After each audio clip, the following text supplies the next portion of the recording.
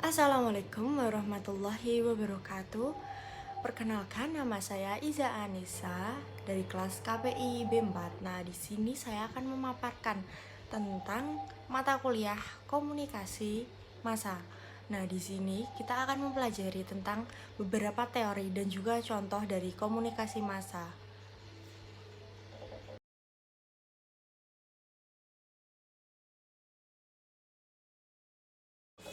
Baik, di sini kita akan mempelajari 3 teori komunikasi massa. Nah, yang pertama yang akan kita bahas yaitu tentang uses and gravitation theory. Nah, apa sih uses dan gravitation theory ini?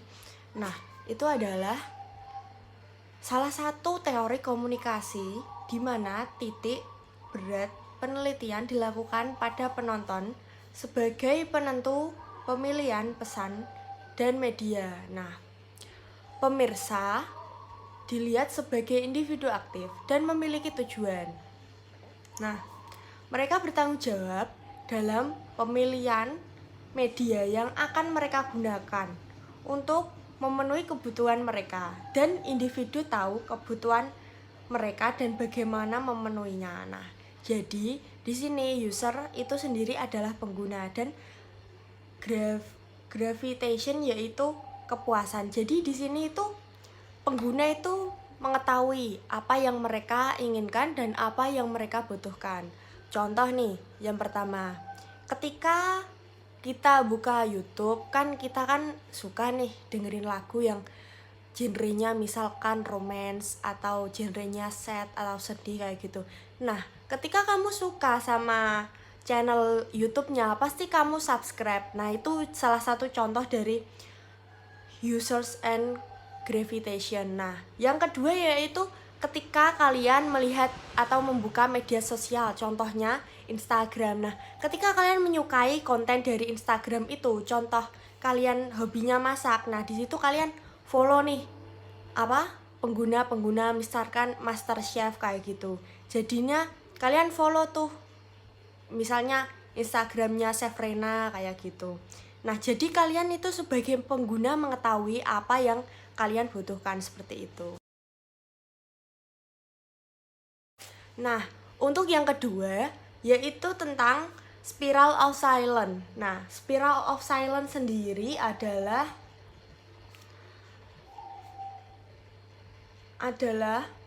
adanya keengganan seseorang untuk mengemukakan pendapatnya yang mungkin tidak sama dengan pendapat dari kebanyakan orang. Nah, dalam perjalanan waktu, teori ini secara terus-menerus mengalami proses pengujian.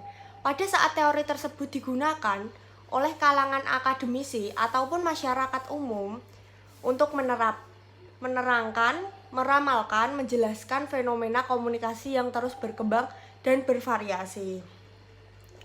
Nah, di sini itu dijelaskan jika spiral of silence itu dikehendaki oleh dua kubu besar, yaitu kubu mayoritas dan minoritas. Nah, di sini untuk kubu minoritas itu dia lebih banyak diam. Kenapa diam? Dia kan kubu yang kecil, jadi dia lebih memilih untuk melihat situasi di media sosial atau opini masyarakat untuk dia melakukan suatu hal. Nah, jadi itu dia lebih berpikir untuk melakukan sesuatu. Beda dengan kaum mayoritas. Untuk kaum mayoritas dia lebih untuk langsung melakukan sesuatu. Soalnya dia memiliki kuota yang banyak, jadi dia tidak akan tersaingi oleh siapapun. Berbeda dengan kaum minoritas seperti itu. Nah, pada spiral of silence ini dipengaruhi oleh 3 aspek. Yang pertama, ubikuitas. Nah, ubikuitas sendiri yaitu media adalah sesuatu yang dapat diandalkan. Nah, maksud dari diandalkan di sini yaitu media itu dianggap oleh masyarakat sebagai sumber. Contoh Google. Nah, di situ kan kita bisa banyak belajar.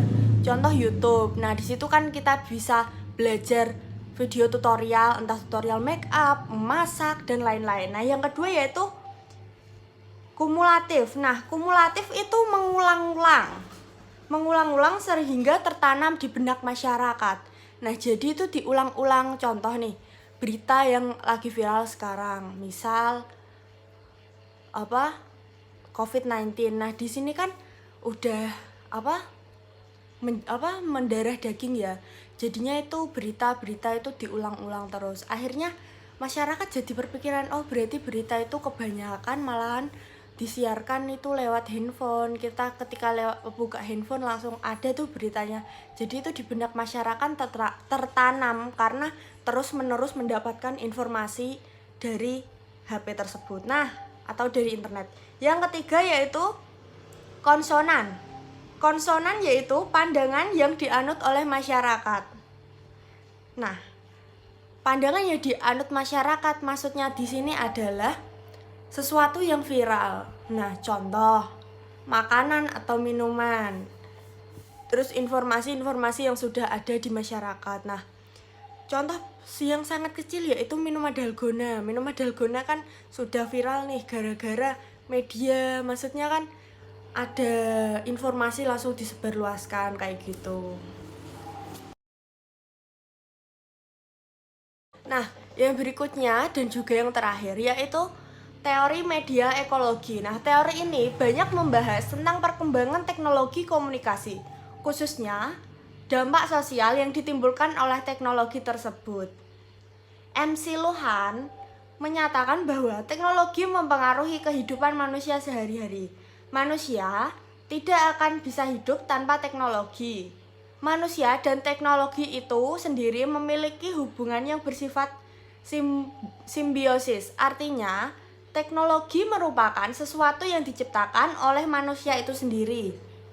Dan sebagai akibatnya, teknologi yang telah diciptakan manusia tersebut menciptakan kembali diri manusia yang menggunakan teknologi tersebut.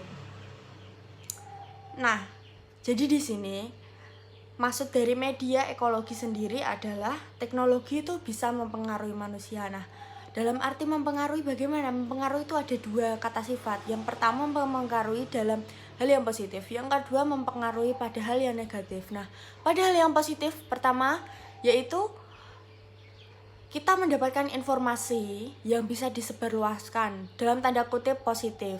Nah, untuk yang negatif, kita menjadi pengguna yang tidak bijak. Artinya ketika ada berita yang belum terkonfirmasi, maksudnya belum real, belum tersebar luas kalau berita itu benar, kita malah mengonsumsinya dan juga menyebarluaskan. Itu arti dari penggunaan media secara negatif seperti itu. Nah, contoh kecilnya adalah ketika dulu telepon hanya digunakan untuk menelpon dan juga mengirim pesan. Nah, untuk sekarang sudah ada internet. Jadi ketika kita menggunakan HP itu segalanya. Jadinya bisa untuk belajar, bisa untuk menonton film. Seperti kawan lah, tapi tidak bisa berbicara. Kenapa? Karena kan dia kan benda mati, benda tidak hidup. Jadi kita yang harus menggerakkan. Nah, jadi untuk masyarakat dan juga untuk kawan-kawan semua, bijaklah untuk menggunakan teknologi. Nah, karena teknologi, kita yang harus menggunakan teknologi, bukan teknologi yang harus menggerakkan kita. Nah, itu adalah pesan dari saya untuk kalian semua untuk saling menggunakan teknologi dengan baik dan benar. Nah, di sini jika ada yang mau bertanya silahkan kirim, bisa lewat WA ataupun di kolom komentar di bawah. Kurang lebihnya mohon maaf. Wassalamualaikum warahmatullahi wabarakatuh.